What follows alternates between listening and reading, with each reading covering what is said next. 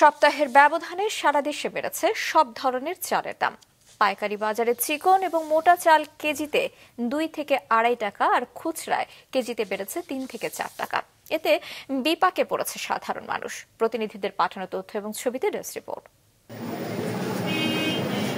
কুষ্টিয়ার খাজানগর মিলগেটে সপ্তাহের ব্যবধানে বিভিন্ন প্রকার চালের দাম কেজিতে 5 থেকে 60 টাকা পর্যন্ত বেড়েছে। মিল মালিকরা বলছেন, ধানের দাম ও পরিবহন খরচ বৃদ্ধি পাওয়ায় চালের দাম বাড়তি। আর ব্যবসায়ীরা বলছেন, মিলগেটে চালের দাম বাড়ায় প্রভাব পড়েছে সারা দেশে। ঈদের 3 দিন আগে থেকে এ পর্যন্ত আপনার মিনিকেট চাউল 100 থেকে 120 টাকা দাম বাড়ছে।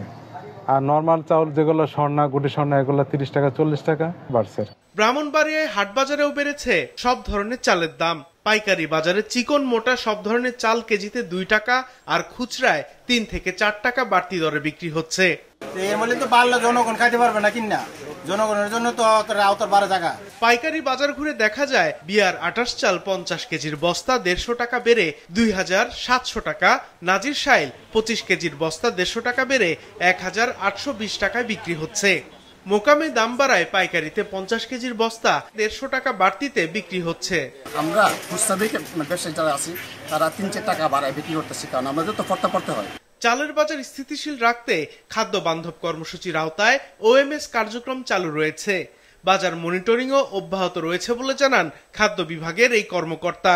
চাল দামের বাজার বেশি বৃদ্ধি হওয়ার কোনো কারণ নাই। সিন্ডিকেট করে যেন দাম বাড়াতে না পারে সেজন্য আমরা নিয়মিত বাজার মনিটরিং করছি।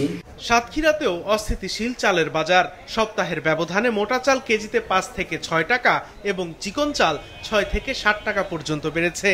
ব্যবসায়ীরা ধান মজুত করায় চালের বাজার অস্থিতিশীল বলে দাবি চাল ব্যবসায়ীদের।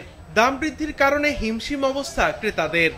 আমরা যে চাল কিনেছি 50 টাকা, এখন সে 55-60 টাকা দাম। এখন আমরা গরিব মানুষ, এইভাবে যদি চাল আমরা কিনি কিভাবে চলবো? মিলালার আমাদের বলতেছে, দাদা চাউলে বস্তায় 2100-2150 টাকার ধানের বাজার আজকে 2300-2400 টাকা। এখন তাদের যদি ধানের বাজার বাড়ে তাহলে আলটিমেটলি চালের বাজার বাড়ে। একই পরিস্থিতি লক্ষ্মীপুর ও রাজবাড়ীর চালের বাজারে। দাম স্থিতিশীল করতে নিয়মিত বাজার মনিটরিং এর তাগিদ দিচ্ছেন সাধারণ ক্রেতারা। সাদেকুর রহমান সিদ্দিকী, মাছরাঙা, নিউজ ডেস্ক।